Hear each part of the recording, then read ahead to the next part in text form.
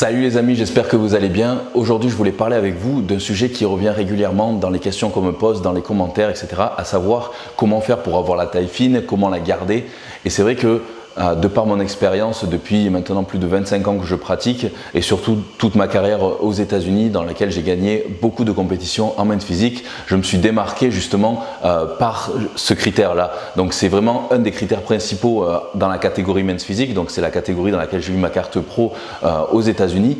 Et si j'ai pu gagner autant de compétitions, autant d'overall et du coup décrocher ma carte pro, c'est justement parce que j'étais un de ceux qui avait la taille la plus fine du plateau sur chaque compétition et du coup ça donnait vraiment une illusion de buste en V avec les épaules très larges, etc. Et donc c'était le critère principal qu'il recherchait à ce moment-là et ça l'est toujours d'ailleurs, que ce soit en men's physique, encore en classique physique, en bodybuilding malheureusement un petit peu moins, mais quand même de plus en plus on recherche justement ce physique en X, même en catégorie bodybuilding, en open, on cherche vraiment le physique en X, donc avec la taille très fine, et au plus on va avoir la taille fine, au plus on va avoir une impression de symétrie, de largeur d'épaule, de galbe au niveau des cuisses, etc. Donc c'est un tout, mais la taille fine c'est vraiment un des critères primordiaux dans le bodybuilding. Donc c'est pour ça aujourd'hui je voulais parler avec vous de ce sujet là, mais je ne vais pas le traiter de façon comme on dirait putaclic sur YouTube où on retrouve énormément de vidéos sur le sujet, où on vous propose des espèces d'exercices tous aussi bidons les uns que les autres qui ne serviront à rien tout simplement et qui ne feront jamais avoir la taille fine. Donc le critère numéro 1, comme je vous l'ai dit, dans les compétitions de bodybuilding et surtout en men's physique, donc c'est ce que j'ai fait toute ma carrière, c'est vraiment la taille fine qui donne cet aspect de corps en V. Premier exercice pour moi le plus important, c'est le vacuum. Donc le vacuum, qu'est-ce que c'est? Vous l'avez vu notamment dans ma dernière vidéo, vous m'avez demandé comment le réaliser, etc. Et donc c'est vrai que je ne l'ai pas traité de façon spécifique dans ma toute dernière vidéo parce que j'en avais déjà parlé justement il y a quelques mois de ça. Donc vous pouvez retourner donc sur ma chaîne dans les vidéos, vous verrez comment faire le vacuum. Donc le vacuum, qu'est-ce que c'est? C'est quand on essaye de rentrer le ventre complètement à l'intérieur. Et en fait c'est vraiment un exercice de respiration au final avant tout. Donc je ne vais pas vous réexpliquer ici comment on le pratique parce que j'ai fait une vidéo vraiment là-dessus, mais c'est vraiment, je peux vous garantir que si vous le faites régulièrement tous les jours, vous allez vraiment progresser là-dessus. Mais par contre il faut être vraiment très régulier, donc il ne suffit pas de le faire une fois comme ça de temps en temps, il faut vraiment le pratiquer tous les jours, au moins 3 fois par jour, donc à différents moments de la journée. Donc le mieux évidemment c'est le matin dès qu'on se lève, avant de déjeuner, donc quand on a le ventre vide évidemment c'est le plus simple, et donc de faire 3 à 4 séries de 30 secondes de maintien justement de vacuum, 30 secondes de repos, 30 secondes de maintien, 30 secondes de repos, et de faire ça au moins 4 fois, 3 fois par jour. Donc ensuite voilà, la deuxième fois on peut essayer de le faire après avoir bien digéré, ça peut être en début d'après-midi, fin d'après-midi, et puis peut-être le soir au coucher. Donc voilà, 3 fois dans la journée, mais ça il faut le faire vraiment tout le temps, et je peux vous garantir que au bout de quelques semaines vous allez vraiment avoir le résultat donc d'un ventre plus plat, une taille plus fine, etc. Donc évidemment c'est pas miraculeux non plus si on l'associe pas avec une diète et puis un entraînement adapté, ça ne marchera pas. Donc forcément il faut bien entendu le coupler avec un bon training et une bonne diète. À quoi ça sert? C'est pas seulement esthétique, je vous l'avais expliqué notamment dans ma vidéo où j'expliquais comment faire le vacuum. Donc voilà, c'est ça pour aussi les douleurs de dos, c'est pour le maintien, pour un bon gainage, etc. L'exercice pour moi le plus important pour avoir le ventre plat, la taille fine et la garder, c'est vraiment le vacuum. Deuxième point super important aussi en bodybuilding, c'est la fréquence des repas. Alors on peut penser que pour prendre de la masse il faut manger énormément, donc c'est vrai qu'il faut être en surplus calorique, et donc pour tous ceux qui veulent prendre de la masse musculaire, la plupart du temps ils mangent énormément en pensant qu'ils vont prendre du poids et prendre de la masse musculaire, sauf que en mangeant énormément au cours d'un même repas, qu'est-ce qu'on va faire? On va distendre l'estomac et du coup on n'aura pas justement cette taille fine au cours des mois, des années, etc. À force de manger des gros plats. J'ai toujours mangé de petits repas, de petites portions, mais plusieurs fois dans la journée. Donc il vaut mieux faire par exemple 6 petits repas que 3 gros, ou même plus que ça. Si vous en faites déjà 6, vous n'avez qu'à en faire 8 mais plus petits.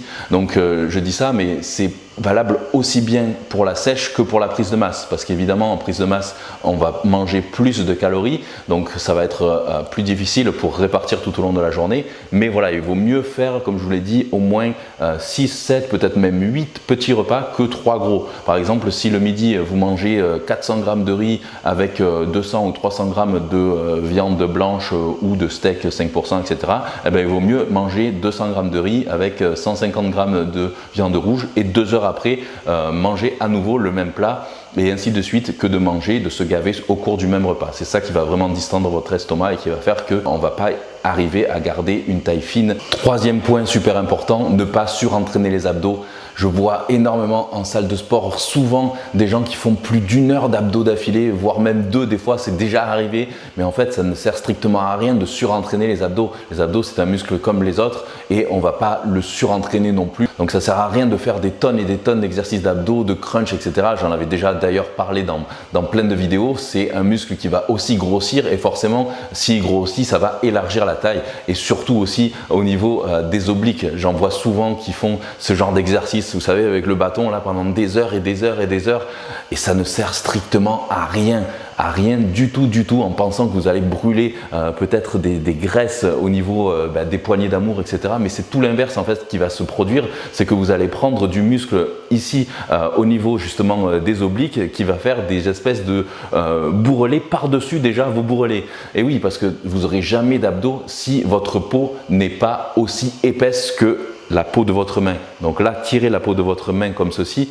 et si vous n'avez pas cette peau-là au niveau de votre ventre, eh bien, jamais vous ne verrez vos abdos.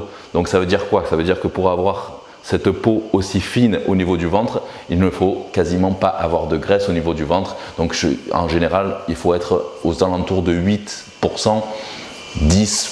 Parfois, c'est possible de les voir, même un petit peu plus pour certains qui ont les abdos un peu volumineux, mais en général, il faut être en dessous de 8. Et puis bien sûr, au plus on est bas et au plus on les verra. Ça ne sert à rien de faire les abdos tous les jours pendant 1 heure. Donc les abdos, ils travaillent déjà énormément avec tous les groupes musculaires. Lorsqu'on travaille n'importe quel groupe musculaire, les abdos sont toujours sollicités, que ce soit en termes de gainage ou autre, même quand vous portez vos poids tout simplement. De toute façon, les abdos sont tout le temps sollicités. Donc si vous les faites 3 fois par semaine, 10 minutes en fin de séance ou en début de séance, c'est largement suffisant. Ça ne sert à rien d'en faire plus que ça. Donc ne pas surentraîner les abdos. Allez, 4e point, c'est tout ce qui est soulevé de terre, rowing T-bar, rowing buste penché, squat. Tout ça, quand on les travaille très très lourd, eh bien forcément ça va développer encore plus la taille parce que justement on va devoir avoir énormément de gainage justement pour soutenir ces très lourdes charges. Donc voilà, c'est pour ça que tous les powerlifters, ceux qui font de la force athlétique, ils ont souvent une taille assez large, mais eux c'est vraiment ce qu'ils recherchent. Donc ils recherchent de la performance. Donc évidemment, si vous êtes en recherche de performance, que vous voulez améliorer vos max pour une compétition de powerlifting, évidemment vous devriez le faire. Mais si votre recherche est purement esthétique entre guillemets et symétrie pour avoir la taille fine, plus une recherche donc dans le bodybuilding, et bien c'est vrai que de faire ce genre de mouvement très lourd tout le temps, ça ne va pas vous affiner la taille du tout, bien au contraire. Et puis c'est vrai que de prendre toujours très très lourd sur ce genre de mouvement, non seulement ça ne va pas vous affiner la taille, mais en plus de ça, ça peut occasionner donc des gros problèmes de dos à la longue. Donc c'est pour ça que je vous conseillerais de ne jamais travailler très très lourd, que ce soit pour le soulevé de terre, pour les squats, les rowing, etc. De travailler plutôt en tension continue, en amplitude complète. Donc je vous garantis que les squats, si vous les faites un peu moins lourds, mais vraiment en amplitude complète et en tension continue, c'est-à-dire que jamais vous vous arrêtez, que ce soit ni en haut ni en bas, toujours en tension comme ceci, montée, descente, hop, sans s'arrêter, je peux vous garantir que vous n'aurez pas besoin d'ajouter autant de poids que ce que vous faites d'habitude. Vous pouvez déjà enlever au moins une plaque de chaque côté en faisant ce genre de mouvement en tension continue, et puis je peux vous garantir que c'est super efficace. J'ai jamais travaillé très lourd parce que moi, depuis, comme vous le savez, depuis que je suis adolescent, j'avais des hernies discales, donc par protection, justement par prévention plutôt, j'ai jamais vraiment travaillé lourd sur ce gros mouvement de base, et pourtant ça ne m'a pas empêché non plus de progresser, donc parce que j'ai toujours travaillé en tension continue, en sentant bien les muscles travailler, la contraction, avec d'autres exercices, d'autres variantes, etc. Donc il n'y a pas que le soulevé de terre et le squat dans la vie, dans le bodybuilding, même si c'est très intéressant de le faire, on n'est pas obligé de le faire super lourd et puis ça vous évitera pas mal de blessures. Donc voilà les amis, j'ai fait le tour des 4 critères principaux pour moi qui permettent d'avoir la taille fine et surtout de la garder. Donc bien sûr il y en a plein d'autres, mais c'était pour moi les 4 critères principaux. Évidemment certains vont me poser la question, pourquoi les bodybuilders professionnels, donc dans les catégories très lourds, open, ont parfois des ventres très proéminents, etc. Donc ça c'est encore dû à autre chose, c'est l'abus donc de drogues que sont notamment l'insuline associée à l'hormone de croissance, etc. Et donc ça développe énormément les viscères et c'est ce qui fait qu'ils ont un ventre proéminent, etc. Et malheureusement ça c'est les dérives du bodybuilding. Et donc si vous retournez à l'époque des années 80, d'Arnold, etc., ils utilisaient beaucoup moins ce genre de produits et c'est pour ça qu'ils avaient la taille plus fine. Et malheureusement avec les années le bodybuilding s'est dégradé, c'est toujours plus gros, toujours extrême, et donc voilà, on arrive à malheureusement des ventres qui sont proéminents et ça tue un petit peu l'image du bodybuilding. Donc c'est vrai que ces dernières années ça a été un peu plus sanctionné et c'est pour ça aussi qu'ils ont créé la catégorie classique physique, donc pour essayer de revenir à des normes disons un peu plus des années 80 avec des tailles un petit peu plus fines, etc. Et bien sûr la catégorie mince physique dans laquelle j'ai eu ma carte pro aussi, où voilà, on est à la taille plus fine, les épaules larges, le buste en V, etc. Donc un physique un peu plus athlétique, moins dans la recherche disons de masse extrême à tout prix, mais plus de rester dans la symétrie, l'esthétisme, etc.